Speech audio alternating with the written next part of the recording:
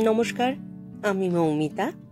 আমার কবিতা পাঠ চ্যানেলে আমার সকল শ্রোতা বন্ধু এবং দর্শক বন্ধুকে আন্তরিক শুভকামনা জানিয়ে আজকের গল্প পাঠ শুরু করছি। আজ আমি আপনাদেরকে পড়ে শোনাব সুনীল গঙ্গোপাধ্যায়ের লেখা ছোট গল্প রত্নাকর। খুব দারুণ একটি গল্প, অর্থপূর্ণ গল্প। শুনতে থাকুন আজকের গল্প রত্নাকর। লাস্ট ট্রেন এইমাত্র চলে গেল ঝমঝমিয়া। মফস্বলের রাত্রির কোনো শব্দ নেই, কুকুরের ডাক ছাড়া।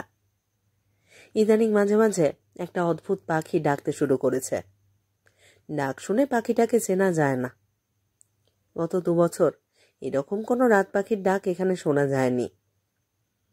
শেষ ট্রেন আসে রাজার মতন জগঝম্প বাজিয়ে, অন্ধকার ছেড়ে টুকরো টুকরো করে দেয়। শেষ ট্রেন আসবার পর কোনো কোনো অন্ধকার বাড়িতে আলো জ্বলে। কলকাতা শহর থেকে মাত্র 22 মাইল দূর, কিন্তু অনেক দূর। এদিকে ট্রেনে প্রায় গোলমাল হয়, অনেক সময় আসেই না। ট্রেনের শব্দের সঙ্গে এখানকার জীবন স্পন্দনের একটা যোগ আছে। যেদিন ট্রেন নেই সেদিন এখানে কলকাতার কোনো খবরও নেই। তবু শোভাবাজার কিংবা বেলেঘাটার ঘিঞ্জি ভাড়া বাড়ি ছেড়ে কেউ কেউ যথা সামর্থ্য দিয়ে এখানে বাড়ি করে উঠে আসে। কারণ এখানে খোলা হাওয়া আছে, শাকসবজি টাটকা, শীতকালে খেজুরের রস পাওয়া যায়। আমাদের গল্প শুরু হচ্ছে একটি ঘরে, যেখানে একটি কম পাওয়ারের নীল আলো জ্বলে আছে। বাড়ির তুলনায় আলোটি শৌখিন। ছোট বাড়ি, 2টি ঘর, একটি না ঢাকা বারান্দা, পাশে একটি ঘরের ভিত, আর একটিতে মাত্র দেওয়াল তোলা হয়েছে। রান্নাঘরটি কাঁচা। বোঝা যায় বাড়িটি আস্তে আস্তে গড়ে উঠছে। যে ঘরে নীল আলো জ্বলছে তার মেঝেতে 2টি বিছানা পাতা। একটি বিছানায় শুয়ে আছে একটি 13 বছরের মেয়ে। তার নাম শানু, অর্থাৎ শান্তি। বয়সের তুলনায় চেহারাটা বাড়ন্ত, এবং তার নাকটি যথেষ্ট বোঝা বলে সে আদুরে নাকি সুরে কথা বলে, এবং সেজন্য তার বাবা মা ইদানিং বেশ চিন্তিত। পাশের বিছানায় শুয়ে আছে শানুর মা মনিকা। বয়স 35-36-এর মতো, চেহারা ভাঙেনি। 2টি বিছানায় 2টি মশারি। ঘরের দেওয়ালে মশারি টাঙাবার 2খানা হুক ছাড়া আরেকটি ক্যালেন্ডার, তাতে মহাদেবের ছবি। পাশের ঘরটি তুলনায় ছোট এবং পুরোপুরি অন্ধকার। সেখানে একই বিছানায় শুয়ে থাকে একটি 23 বছরের যুবক। তার নাম রমেন। সে মনিকার দেওর। এইরকম দেওররা এই ধরনের বাড়িতে কিছুটা অবাঞ্ছিত হয়। উপরন্তু সে বিয়ে ফেল এবং বেকার। মনিকার স্বামী বিশ্বনাথের আর এক ভাই, একটু ভালো চাকরি করে এবং থাকে কানপুরে। সে এই বেকার ছোট ভাইটির দায়িত্ব নিতে অস্বীকার করেছে। রমেনকে জড়িয়ে শুয়ে আছে মনিকার 9 বছরের ছেলে বিট্টু। সে তার কাকাকে ভালোবাসে। 2 ঘরে সবাই ঘুমিয়ে, কিন্তু শেষ ট্রেনের আওয়াজ ঠিক অ্যালার্মের মতন মনিকাকে জাগিয়ে দেয়। মশারি তুলে সে বাইরে বেরোবার পর বোঝা যায় তার পেট বেশ বর্তুল। 7 মাস চলছে। স্বামী স্ত্রী কারুরই আর ইচ্ছে ছিল না, কিন্তু নতুন বাড়ি করবার আনন্দে একরকম ঘটেই গেছে। স্টেশন থেকে সাইকেল রিক্সায় ঠিক 10 মিনিট লাগে। প্রায়ই বিশ্বনাথ প্রতীক্ষা করে যে সে 8:30টার ট্রেনে ঠিকই ফিরবে, কিন্তু গত 6 মাসের মধ্যে সেরকম একদিনও পারেনি। খাবার গরম না থাকলে বিশ্বনাথ খেতে পারে না। শরীর ঢিসঢাস করে বলে মনিকার এখন আর এত রাত্রে রান্নাঘরে যেতে ইচ্ছে করে না। তাই 2 মাস আগে মনিকা একটা স্টোভের ইচ্ছে করতেই বিশ্বনাথ তা কিনে দিয়েছে। স্ত্রীর এইসব শখ মেটাতে সে মোটেই দ্বিধা করে না। এখন বিশ্বনাথের খাবার ঘরেই ঢাকা থাকে, ঘরেই গরম হয়। বাড়ির সবাই খেয়ে নেয় 9টার মধ্যেই। মনিকাকেও খেয়ে নিতে হয়। বিশ্বনাথের এরকম কড়া নির্দেশ আছে। এ সময় অনিয়ম করা একেবারেই উচিত নয়। স্বামীর সঙ্গে মনিকা শুধু 1 গ্লাস দুধ খায়। বিছানা থেকে বাইরে এসে মনিকা পেটে একবার হাত রাখল। ভিতরের জিনিসটা মাঝে মাঝে হঠাৎ নড়ে ওঠে। সেই ব্যাপারটা মনিকার অনুভব করতে বেশ ভালো লাগে। ঘরের কোণে একটা জলচৌকিতে ছোট্ট লক্ষ্মী ঠাকুরের মূর্তি। প্রতি বৃহস্পতিবার মনিকা নিজেই পুজো করে। অন্য কোনো জায়গার অভাবে সেই জলচৌকির একপাশেই টাইমপিস ঘড়িটা রাখা আছে। 11:42। আজ শেষ ট্রেন, মাত্র 6 মিনিট লেট। বাড়িটিতে এখনো বেশ নতুন নতুন গন্ধ আছে। বয়স মাত্র 1.5 বছর। আসবাব বলতে গেলে কিছুই নেই। পুরনো ভাড়া বাড়ির আমলের খাট আলমারি সব জলের দরে বিক্রি করে দিয়ে এসেছে বিশ্বনাথ। আস্তে আস্তে সে সব নতুন জিনিস তৈরি করাবে। একটা সাইকেল রিক্সার শব্দ শোনা গেল, কিন্তু সেটা থামলো না বাড়ির সামনে। অনেক দিনই বিশ্বনাথ রতনবাবুর সঙ্গে এক রিক্সায় আসে। তাতে ভাড়া ভাগাভাগি হয়। রতনবাবু ছাড়া তো আর কোনো তৃতীয় ব্যক্তি এই তল্লাটে এত রাতে ফেরে না। খাবার গরম হয়ে গেছে। মনিকা আবারও ঘড়ি দেখল, 12:10। নিশ্চয়ই প্ল্যাটফর্মে দাঁড়িয়ে কারুর সঙ্গে গল্প জুড়ে দিয়েছে। সময়ের কি একেবারেই হুঁশ নেই মানুষটা? বিশ্বনাথ ওঠে সেই 7 সকালে, নিজেই বাজার যায়, বাড়ি টুকিটাকি কাজও করে, ছেলেমেয়ের পড়াশুনোর খবর নেয়। একটু বদমেজাজি স্বভাবের হলেও বিশ্বনাথ ছেলেমেয়ের ব্যাপারে খুবই দুর্বল। মনিকাকেও সে ইদানিং বকুনি চকুনি কম দেয়। তার কারণ মনিকার গর্ভে নতুন সন্তান। হাসপাতালে কাজ করে বিশ্বনাথ। সেই সুবাদে সে নিজেও হাফ ডাক্তার। এই কয়েক মাস মনিকার স্বাস্থ্য রক্ষার জন্য পদে পদে উপদেশ দেয়। সকালবেলা বিশ্বনাথ ঠিক 9:15 ট্রেন ধরে কলকাতার দিকে। সকালে সে শুধু জলখাবার খেয়ে যায়। দুপুরের খাবারের ব্যবস্থা আছে হাসপাতালের ক্যান্টিনে। একটু ঝিমুনি এসেছিল। আবার চোখ তুলে মনিকা দেখল 12:30। সঙ্গে সঙ্গে তার বুক কাঁপতে শুরু করলো। রাস্তায় আর কোনো সাইকেল রিক্সা শব্দ নেই। স্টেশন থেকে হেঁটে এলেও তো বিশ্বনাথের এতক্ষণে পৌঁছে যাওয়ার কথা। মনিকা উঠে দাঁড়ালো। হঠাৎ জালে আটকে পড়া পাখির মতন মনিকার চোখের দৃষ্টি। এখানে আসবার পর এই 1.5 বছরের মধ্যে বিশ্বনাথ 2 বার বাড়ি ফেরেনি। কিন্তু সেই দুদিনই কিসের গোলমালে যেন ট্রেন বন্ধ ছিল। মনিকার দুশ্চিন্তা হয়নি, কিন্তু আজ তো সারাদিন সব ট্রেনই চলেছে। মনিকা পাশের ঘরে দরজা ঠেলে খুলল। রমেনের ডাকনাম ছোট, শুধু ছোট। বিয়ের সময় মনিকা তার এই দেওরটিকে 8-9 বছরে দেখেছে। সেই জন্যে রমেনকে সে তুই বলে। এই ছোট, ছোট, এই ছোট। 3 বার ডাকে রমেনের ঘুম ভাঙে। বুকের উপর থেকে মিটুর হাত সরিয়ে দিয়ে সে উঠে বসে। কি, তোর দাদা ফিরল না এখনো? কটা বাজে? 12:30 বেজে গেছে। লাস্ট ট্রেন এসে গেছে সেই কখন। বলছিস যে ওঠ ওঠ। আমি উঠে কি করব? একবার স্টেশনে গিয়ে দেখে আয়। দাদা কি স্টেশনে শুধু শুধু বসে থাকবে? বেকার ছেলেদের একটা নিজস্ব জেদ থাকে, তাই রমেন বৌদির সঙ্গে প্রায়ই সবসময় কড়া গলায় কথা বলে। মনিকাও ছাড়ে না, কিন্তু এখন ঝগড়া করবার সময় নয়। তুই একটু খোঁজ খবর নিবি না? কোথায় খোঁজ নেব বলো তো? দাদা বলছিল না কদিন ধরে ইউনিয়নের একটা গন্ডগোল চলছে, হয়তো আজ ঘেরাও টেরাও করেছে। তা বলে রাত্রিরে বাড়িতে ফিরবে না? অনেক সময় সারা রাত ঘেরাও হয়। এরপর রমেন হাঁটুর উপর থুতনি দিয়ে চিন্তা করে। মনিকা দরজায় হাত দিয়ে দাঁড়িয়ে থাকে। আর কোনো কথা নেই।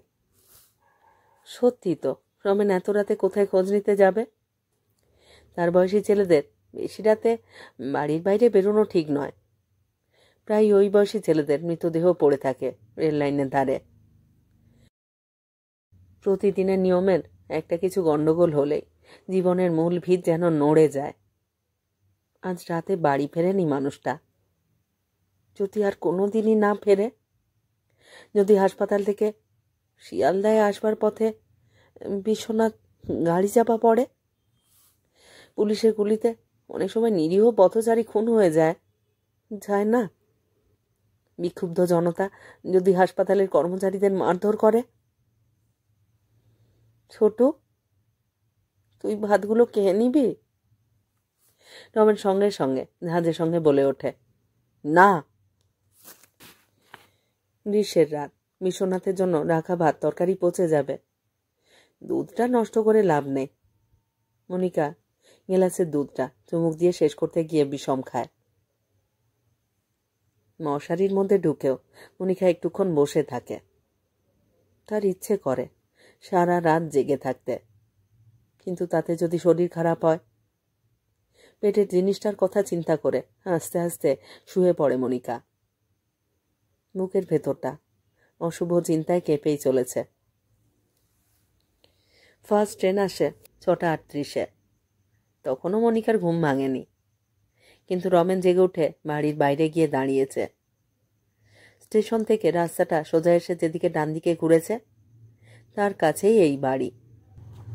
এক্ষুনি একটা সাইকেল রিক্সা আসতে দেখা যাবে। 2-3টে রিক্সা এদিক থেকে গেল, ওদিক থেকে একটাও এলো না।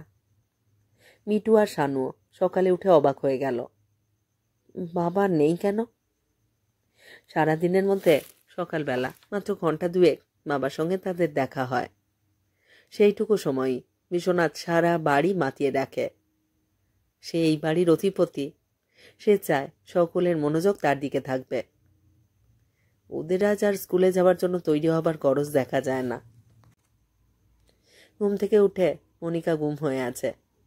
শানু আর বিটুর কোনো প্রশ্নেরই সে উত্তর দেয় না। তার বারবার মনে হচ্ছে বিশ্বনাথ আর কোনোদিনই এ বাড়িতে বুঝি ফিরে আসবে না। এই অসমাপ্ত বাড়িটা তাসের বাড়ির মতন ভেঙে পড়বে হঠাৎ। 7:40 আর 8:45 ট্রেনও চলে যাবার পরে রমেন গম্ভীরভাবে বলল, আমি একটু স্টেশন থেকে ঘুরে আসছি। মনিকা কোনো উত্তর দিল না বলে ক্ষুণ্ণ হলো রমেন। শুধু শুধু স্টেশনে গিয়ে লাভ কি হবে? যেতে হবে তো কলকাতায়, দাদার হাসপাতালে। সেজন্য পয়সা লাগবে না? বৌদি পয়সা দেবার ব্যাপারে কোনো উচ্চবাচ্য করল না। রমেন নিজে থেকে চাইতে যাবে কেন? মিটু বলল, কাকু আমি যাব তোমার সঙ্গে। একটু চিন্তা করে রমেন বলল, আয়। মিটু সঙ্গে থাকলে সুবিধেই হবে। পারতপক্ষে দাদার মুখোমুখি হতে চায় না রমেন। তার প্রতি দাদার চোখে সব সময়ই একটা অবজ্ঞার ভাব। সে ঠুকাঠুকি করেও বিয়ে পাশ করতে পারেনি, এখনো কোনো নিজস্ব রোজগারের ব্যবস্থা করতে পারেনি। মিটুকে সঙ্গে নিয়ে হাঁটতে হাঁটতে রমেনের অনবরত মনে হয় এক্ষুনি দাদার সঙ্গে দেখা হয়ে যাবে। দাদা এসে পড়লেই তো হয়, শুধু শুধু একটা ঝামেলা, বৌদির মুখ ভার। স্টেশনে এসেই খবর পাওয়া গেল, প্ল্যাটফর্মের চায়ের দোকানের বেঞ্চিটায় বুড়ো ধীরেনবাবু রোজ ভোর থেকে এসে বসে থাকে। খবরের কাগজ আসবার পর তন্ন তন্ন করে পড়ে, প্রায় মুখস্থ করবার মতন। বয়স প্রায় 80। এখনো দুনিয়ার সব খবর জেনে তার কি লাভ হবে কে জানে। ধীরেন ঘোষ বলল, ও রমেন, তোমার দাদার নীলরতনে কাজ করে না? রমেন চমকে উঠে বলল, হ্যাঁ, কেন? তোমার দাদাকে পুলিশে ধরেছে। মাছের পাতায় নিচের দিকে খুবই সংক্ষিপ্ত খবর, অনেকের চোখেই পড়বে না।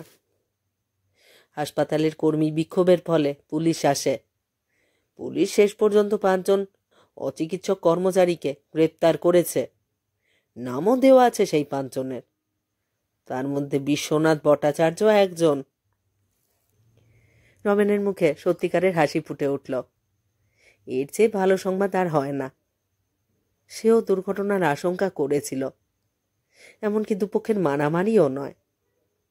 পুলিশে ধরেছে মানে দাদা সবচেয়ে নিরাপদে আছে। বিশ্বনাথ হাসপাতালের ইউনিয়নের সক্রিয় মেম্বার, রাজনৈতিক কারণে তো মাঝে মাঝে জেল খাটতে হবে। ফেরবার পথে বিটু জিজ্ঞেস করল, কাকু বাবাকে কেন পুলিশে ধরেছে? রমেন বুঝিয়ে দিল, এখন কম বয়স থেকেই এসব বোঝা দরকার। আজকাল চোর ডাকাতদের পুলিশ ধরে না, পুলিশ ধরে তাদেরই যারা দেশের জন্য ভালো কাজ করতে চায়, যারা গরিবদের অবস্থা বদলাতে চায়। বাড়িতে এসে মনিকাকেও সেই কথাই বোঝাতে হলো। খবর শুনে মনিকার মুখ থেকেও আতঙ্কের ভাবটা মুছে গেছে। এর আগেও বিশ্বনাথ একবার জেলে গিয়েছিল। হাসপাতালের সুপারিনটেন্ডেন্টকে এরাও করে রাখায় আরও 10-12 জনের সঙ্গে বিশ্বনাথকেও ধরে নিয়ে গিয়েছিল পুলিশ। সেবারে অবশ্য দুপুরবেলা গ্রেপ্তার করে সন্ধ্যেবেলায় ছেড়ে দেয়। মনিকা তবু একবার বলল, কোন জেলে রেখেছে? ছোট, তুই একবার দেখে আসবি নাকি? রমেন বলল, ব্যস্ত আবার কি আছে, 2-1 দিন দেখা যাক না। তোমার চিন্তা নেই, পলিটিক্যাল প্রিজনারদের ভালো খেতে দেয়। আগের দিনের সংবাদের সূত্র ধরে পরের দিন সব খবরের কাগজের প্রথম পৃষ্ঠায় ফলাও করে বেরুল হাসপাতালের খবর। স্টাফ রিপোর্টারের তদন্ত, মন্ত্রীর বিবৃতি, হাসপাতাল কর্তৃপক্ষের বক্তব্য, 2টি ইউনিয়নের পরস্পর বিরোধী বিবরণ, হাসপাতালের দুর্নীতি, 4র্থ শ্রেণীর কর্মচারীদের হুমকি, ডাক্তারদের হয়রানি। কাল মন্ত্রী স্বয়ং হাসপাতালে অনেকক্ষণ উপস্থিত থেকে একটি দুষ্ট চক্র আবিষ্কার করেছেন। রোগীদের ওষুধ, পথ্য, দুধ নিয়মিত বিক্রি করা হয় বাইরে। এই চক্রের 5 জনকে গ্রেপ্তার করা হয়েছে। তাদের মধ্যে বিশ্বনাথ ভট্টাচার্য নামে একজন পুরনো কর্মীকে দুধ পাচার করবার সময় ধরে ফেলা হয়েছে হাতে নাতে। এই বাড়িতে কাগজ আসে না। সকালবেলায় এই খবর কেউ জানল না। শানু আর বিটু স্কুলে চলে গেল। রমেনও তাড়াতাড়ি খেয়ে নিয়ে টহল দিতে বেরুল। সোনারপুরে নতুন একটা ফ্যাক্টরি বসেছে। সেখানে একটা কাজ হলেও হতে পারে। ওখানকার এক ক্ষমতাশালী পার্টির দাতাদের কাছাকাছি সে ঘুরঘুর করছে কয়েকদিন ধরে। শত দরজা বন্ধ করে মেঝেতে মাদুর পেতে শুয়ে পড়ল মনিকা। ঘুমোতে তার আলস্য নেই। সে একটানা 10-12 ঘন্টা ঘুমোতে পারে। পেটের মধ্যে বাচ্চাটা নড়ে উঠল না একবার। জঠরের অন্ধকারে এই নতুন প্রাণটির ঘুম ভাঙছে আস্তে আস্তে। ছেলে নাকি মেয়ে? মনিকার আগে থেকে খুব জানতে ইচ্ছে করে। প্রথম বাচ্চা হবার সময় সে ভগবানের কাছে কত প্রার্থনা করেছে একটা ছেলের জন্যে। তখন জন্মালো শানু। প্রার্থনার কোনো দাম নেই। হাসপাতালে সব ব্যবস্থা করাই থাকে। ব্যথা উঠুক বা না উঠুক, ঠিক ডেটের 1 দিন আগেই মনিকা ভর্তি হয়ে যাবে। একটা এই সুবিধে, কোনো ভারী খরচপত্র লাগেনি। মনিকার গাঢ় ঘুম ভাঙিয়ে দুপুর 2:30টার সময় দরজা খটখট করে উঠল। ছেলে মেয়েরা এখনো ফেরবার সময় হয়নি তো?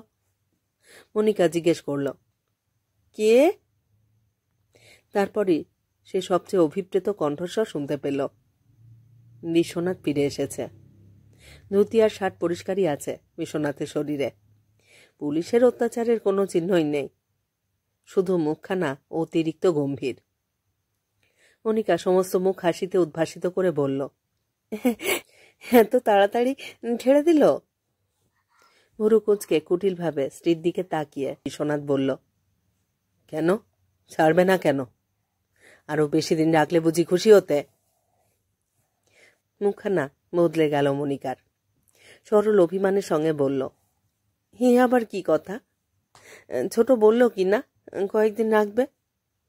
2 দিনও তো হয়নি। জামিনে ছেড়ে দিয়েছে। আমরা কাল সকালেই খবর পেয়েছিলুম। কি খবর পেয়েছিলে? হ্যাঁ, কি খবর পেয়েছিলে? হাসপাতালে ঘেরাও না কি হয়েছিল, সেই সময় পুলিশ এসে। বিশ্বনাথ জামার বোতাম খুলতে লাগলো। ভাত খাবে তো? ভাত বসাবো? না, চা খাবো। কখন ছাড়লো তোমায়? আজ বুঝি অফিস করতে হয়নি? বিশ্বনাথ কোনো উত্তর দিল না। শোবার ঘরে ঠাকুর আছে।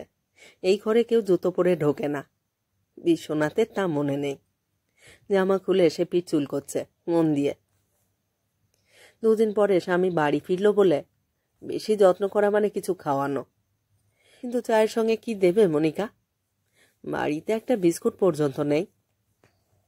চা তৈরি করে এনে মনিকা দেখল জুতো টুতো খুলে একটা লুঙ্গি পরে মাদুরের উপরে চিত হয়ে শুয়ে আছে বিশ্বনাথ।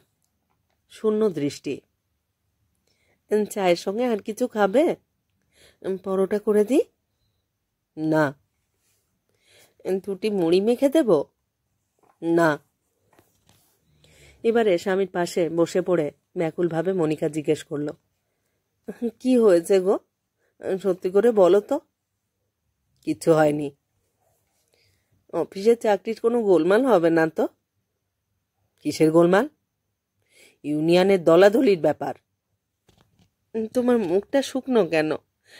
জেলে ভালো করে খেতে টেতে দিয়েছে? আমি এখন ঘুমোবো। কিন্তু ঘুমালো না বিশ্বনাথ। তার চোখে আকাশ পাতাল চিন্তা। ক্রমশই শব্দ বাড়ছে রাস্তায়। বিকেল আসছে। বিকেল আর সন্ধ্যেটুকুই এই জায়গাটা জমজমাট থাকে। ঘরের মানুষরা কলকাতা থেকে ফেরে। তারা কলকাতার সওদা আর কলকাতার খবর নিয়ে আসে। ছেলে আর মেয়ে স্কুল থেকে ফেরে একসঙ্গে। তাদের জন্য বাঁধা সাইকেল রিক্সা আছে। রিক্সা থেকে নেমে মিটু আর শানু দৌড়তে শুরু করে। খেয়ে আগে রান্নাঘরে পৌঁছবে। পেটে তাদের আগুন জ্বলে তখন।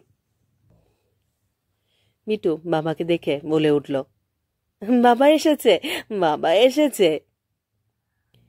রান্নাঘরের বদলে সে বারান্দায় ছুটে এলো বাবার কাছে। বাবার কোলে মাথা রেখে আদর খেতে তার খুব ভালো লাগে। বিশ্বনাথকে দেখে শানু থমকে দাঁড়ালো। কি যেন মনে পড়ে গেছে তার। শানুর মাথার মধ্যে একরকম আলাদা চিন্তা প্রক্রিয়া আছে।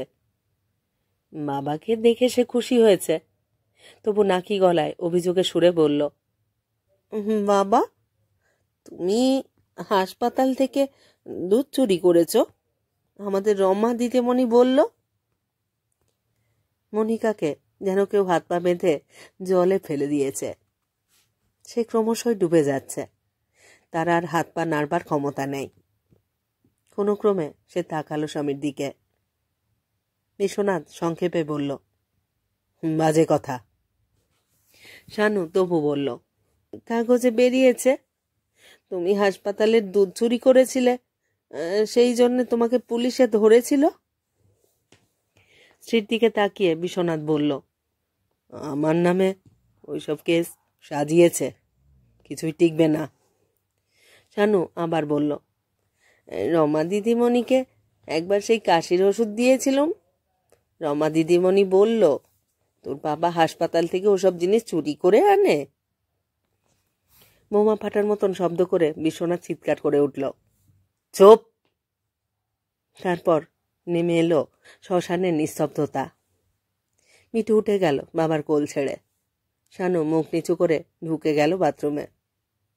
সে একটা কান্না ভাব করে ভাবতে লাগলো, বাবা এমন রেগে গেল কেন? সে কি দোষ করেছে? রমা দিদিমণি বললেন বলেই তো। রান্নাঘরের উঠোনের সামনে ঠায় বসে আছে মনিকা। তাওয়াটা গরম হয়ে গেছে, কিন্তু রুটি বেলা হয়নি। মিটু এসে পেছন থেকে মায়ের গলা জড়িয়ে ধরে ফিসফিস করে বলল, মা, বাবা কি দুধ চুরি করে খেয়েছে? সঙ্গে সঙ্গে ঘুরেই ঠাস করে প্রচণ্ড জোরে ছেলেকে একটা চড় কষালো মনিকা। মুখ থেকে বিষয়টা মিলিয়ে যেতে একটু সময় লাগে বিটুর। মার খাওয়া তার কাছে নতুন কিছু নয়, অভ্যেস আছে। কিন্তু বিনা দোষে মার খেলে তার সাংঘাতিক জেদি ডাক চেপে যায়। সে ছুটে গিয়ে বাড়ির পেছনের পেয়ারা গাছটায় হেলান দিয়ে দাঁড়ালো। তার নিজস্ব জগতে ওইটাই তার একা থাকবার জায়গা। বাথরুম থেকে বেরিয়ে শানু রান্নাঘরে এসে দেখল তখনও রুটি তৈরি হয়নি। সে নিজে বেলুন চাকি নিয়ে বসল। কিন্তু বিটুকে কিছুতেই খাওয়ানো গেল না। প্রথমে ডাকতে গেল শানু। সে শানুকে ইট তুলে মারতে গেল। তারপর এলো মনিকা। মনিকার সাধ্য নেই তাকে জোর করে টেনে আনবার। যদি পেটে আঘাত লেগে যায়। এই ভয়ে মনিকা বেশি জোর করতেও পারল না। তারপর বিশ্বনাথ নিজেই এলো। রাগ করবার বদলে সে আদরে সুরে ছেলেকে ডাকতেই মিটু পালাতে গেল দৌড়ে। বিশ্বনাথ ধরে পেলে তাকে পাঁজাকোলা করে তুলতে সে পাগলা কুকুরের মতন আঁচড়ে কামড়ে অস্থির করে তুলল বাবাকে। তারপর শুরু হলো তার ফুঁপিয়ে কান্না। বিশ্বনাথ তাকে এনে বারান্দায় এসে বসালো জোর করে। কিন্তু তরকারির পুর দেওয়া রুটির টুকরো তার মুখে তুলে ধরলেও সে ফেলে দিতে লাগলো থুতু করে।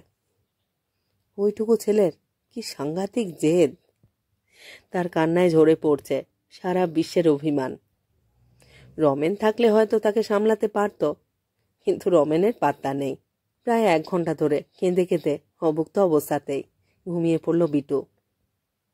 ছোট ছেলের কান্না বড়দেরকে স্তব্ধ করে দেয়। বাড়িতে আর কারুর মুখে কোনো কথা নেই। মনিকা সর্বক্ষণই রইল সেখানে, শানুও তার কাছাকাছি। কেউ তাকে আজ পড়তে বসবার জন্য তাড়া দিল না। বারান্দায় বসে আকাশের দিকে তাকিয়ে বিশ্বনাথ খেয়ে গেল একটার পর একটা সিগারেট। সে অপেক্ষা করছে শানুও ঘুমিয়ে পড়লে সে মনিকাকে সব বুঝিয়ে বলবে। মনিকা সরল মন, তাকে বিশ্বনাথ যা বুঝিয়ে বলবে সে তাই বুঝবে। 9:30 10টা বেজে গেল, তবু রমেন ফিরল না। এত দেরি সে তো কখনো করে না। আজ কি তবে রমেনের না ফেরার পালা? মনিকা খাবার দিল স্বামীকে। বরাবর বিশ্বনাথ একাই খায়, আজও তাকে একাই খেতে দেওয়া হয়েছে। শানু আর মনিকা এরপরে খাবে। বিটুকে আজ আর ডেকে লাভ নেই। ঘুম ভাঙিয়ে তাকে কোনোদিনই খাওয়ানো যায় না, ঘুমোলে সে পাথর। খাওয়া শেষ করে বিশ্বনাথ আবার বারান্দায় বসে সিগারেট ধরালো। আকাশের নিচের দিকে ছিল চাঁদ, এখন প্রায় মাথার উপরে উঠে এসেছে। দূরে শোনা যাচ্ছে কুকুরের ঝগড়া। মশার জ্বালায় বাইরে বেশিক্ষণ বসাও যাবে না। মা আর মেয়ে এতক্ষণ ধরে কি করছে রান্নাঘরে? ওরা কি রোজ এত রাত পর্যন্ত জাগে?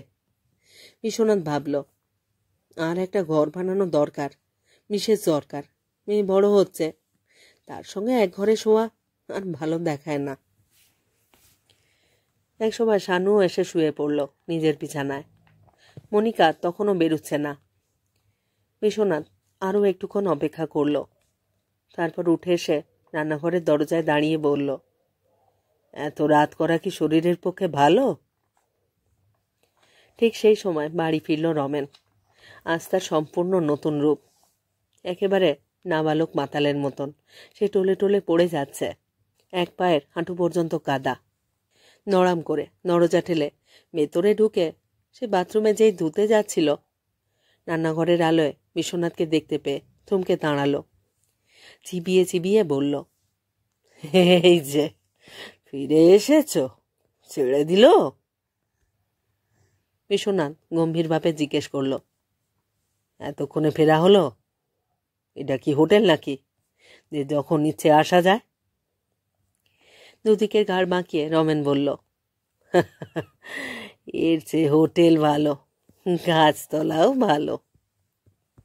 তুই মদ খেয়েছিস? বেশ করেছি, কারুর বাপের টাকায় খাইনি, চুরি করা পয়সাতেও খাইনি। কি বললি? অত তড়পাচ্ছ কেন? অত তড়পাচ্ছ কি? যা সত্যি কথা তাই বলেছি। তুমি চুরি করনি, হাতে নাতে ধরেছে।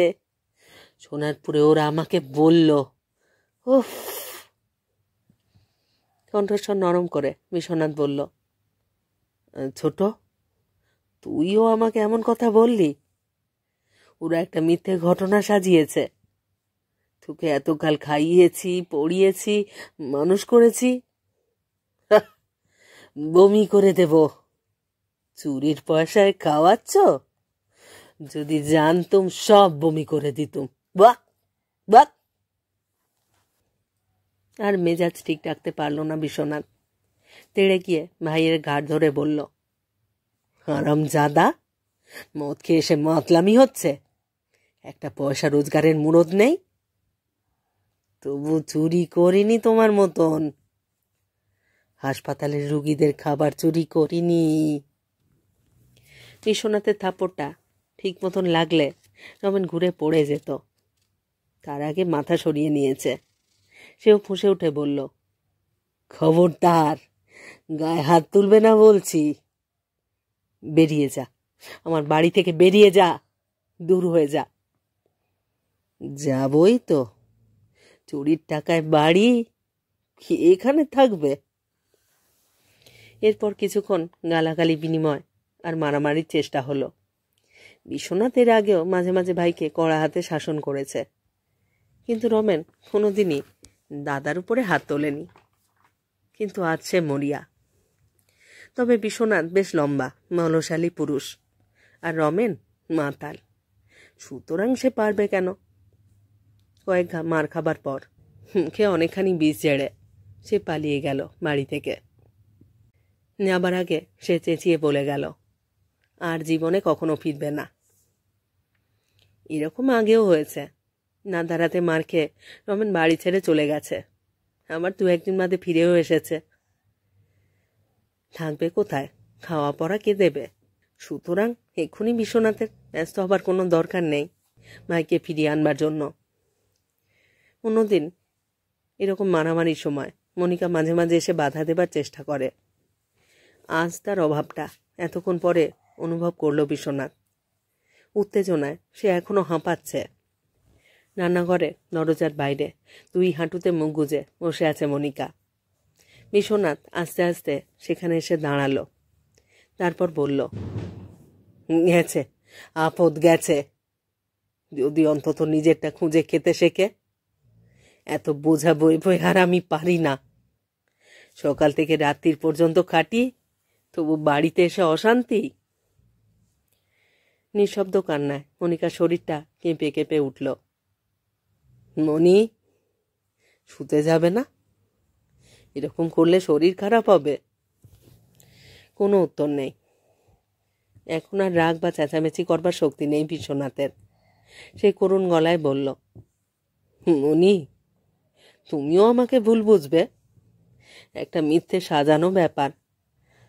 আমি যা করি সব তো তোমাদেরই জন্য। আমার নিজের কোনো ভোগবিলাসিতা নেই।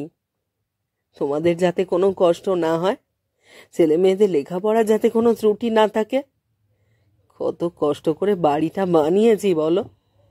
মেলেঘাটার ভাড়া বাড়িতে তোমার কত অসুবিধে হতো।